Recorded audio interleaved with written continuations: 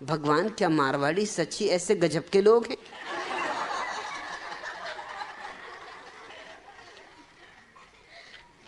रंजन, इस कहानी पर ध्यान करना। अकबर और बीरबल के बीच विवाद खड़ा हुआ।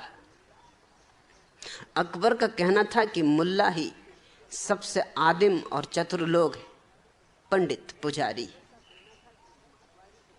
जबकि बीरबल का कहना था कि मारवाड़ी को चतुराई में कोई मात नहीं कर सकता। अकबर ने सबूत जानना चाहा। बीरबल ने मुल्ला नसरुद्दीन को बुलाया और कहा कि बादशाह को आपकी दाढ़ी मूछ चाहिए, उसके बदले में जो कीमत हो वे चुका देंगे। मुल्ला से कहा गया कि वह यदि दाढ़ी मूछ कटवाने से इनकार करेगा तो उसकी गर्दन उड़ा दी जाएगी। मुल्ला ने पहले तो बड़ी दलीलें दी और गिड़गिड़ाया कि दाढ़ी मूछ ना काटी जाए महाराज, मैं मुल्ला हूं, धर्मगुरु हूं, दाढ़ी मूछ कट गई तो मेरे धंधे को बड़ा नुकसान पहुंचेगा। अरे दाढ़ी मूछ कट गई तो कौन मुझे मुल्ला समझेगा? इस पे तो मेरा सारा व्यवसाय टिका है। मगर बीरबल ने कहा कि फिर समझ ले, तैयार हो जा, अगर दाढ़ी मूछ बचानी तो गर्दन कटेगी। मुल्ला ने भी सोचा कि दाढ़ी मूछ की बजाय गर्दन कटवाना तो महंगा सौदा है, सिर्फ दाढ़ी मूछ ही कटवा लो फिर उगाएगी, गर्दन थोड़ी दोबारा उगेगी। अरे दाढ़ी मूछ से 2-4-6 महीने की बात, भग जाएंगे कहीं, छिप जाएंगे कहीं हिमालय की गुफा में, 4-6 महीने में फिर उगाएगी। सो धमकाने की वजह से वो राजी हो गया। घबराहट के मारे उसने कोई कीमत भी मांगना उचित नहीं समझा कि जान बची लाखों पाए। जल्दी से दाढ़ी कटवाई और भाग गया जंगल की तरफ। बीरबल ने फिर धन्नालाल मारवाड़ी को बुलवाया। दाढ़ी मूछ कटवाने की बात सुनकर पहले तो वह कांप उठा, परंतु फिर संभल कर उसने कहा, हुजूर, हम मारवाड़ी नमक हराम नहीं होते, आपके लिए दाढ़ी मूछ तो क्या गर्दन कटवा सकते। अकबर ने बीरबल की ओर मुस्कुरा कर देखा। बीरबल ने भी आंखों से कहा कि जरा आगे देखिए क्या होता है। बीरबल ने पूछा, क्या कीमत लोगे? मारवाड़ी ने कहा, 1 लाख अशरफियां। सुनते ही अकबर तुम्हारे गुस्से के उबल पड़ा। एक दाढ़ी मूछ की इतनी कीमत? मारवाड़ी ने कहा, हुजूर, पिता की मृत्यु पर पिंडदान और सारे गांव को भोजन करवाना पड़ा, दाढ़ी के इन 2 बालों की खातिर। मां के मरने पर काफी दान पुण्य करना पड़ा, दाढ़ी के इन 2 बालों की खातिर। अरे दाढ़ी की इज्जत के लिए क्या नहीं किया है?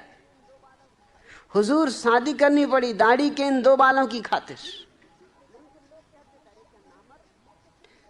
नहीं तो लोग कहते थे अरे क्या नामर्द। सो मर्द सिद्ध करने के लिए शादी तक करनी पड़ी। हुजूर, कैसे कैसे कष्टों में पड़ा, आपको क्या पता, क्या क्या गिनाऊं। बच्चे पैदा करने पड़े दाढ़ी के इन 2 बालों की खातिर। आज दर्जनों बच्चों की कतार लगी, उनका खाना पीना, भोजन, खर्चा, हर तरह का उपद्रव सह रहा हूं दाढ़ी के इन 2 बालों की खातिर। फिर बच्चों की शादी, पोते पोती, इन पर खर्च करना पड़ा दाढ़ी के इन 2 बालों की खातिर। और अभी परसों पत्नी की जिद के कारण हमारी शादी की 50वीं सालगिरह पर खर्च हुआ, सो दाढ़ी के इन 2 बालों की खातिर। अकबर कुछ करने ना पाया और कीमत चुका दी। दूसरे दिन अकबर ने नाई को मारवाड़ी के घर दाढ़ी मूछ कटवाने के लिए भेजा, तो मारवाड़ी ने उसे मना कर दिया और कहा, खबरदार, अगर बादशाह सलामत की दाढ़ी को हाथ लगाया, बादशाह अकबर की दाढ़ी में हाथ डालते हुए शर्म नहीं आती? नाई को उसने खूब धमकाया और घर से बाहर निकाल दिया। नाई ने आके अकबर से शिकायत की तो अकबर का गुस्सा आसमान छूने लगा। वो बीरबल पे भी बड़ा नाराज हुआ। तुरंत मारवाड़ी बुलाया गया। बीरबल ने पूछा कि जब दाढ़ी बिक चुकी है तो अब उसे कटवाना क्यों नहीं देता? मारवाड़ी ने कहा, हुजूर, अब ये दाढ़ी मूछ मेरी कहाँ है, यह तो बादशाह सलामत की धरोहर,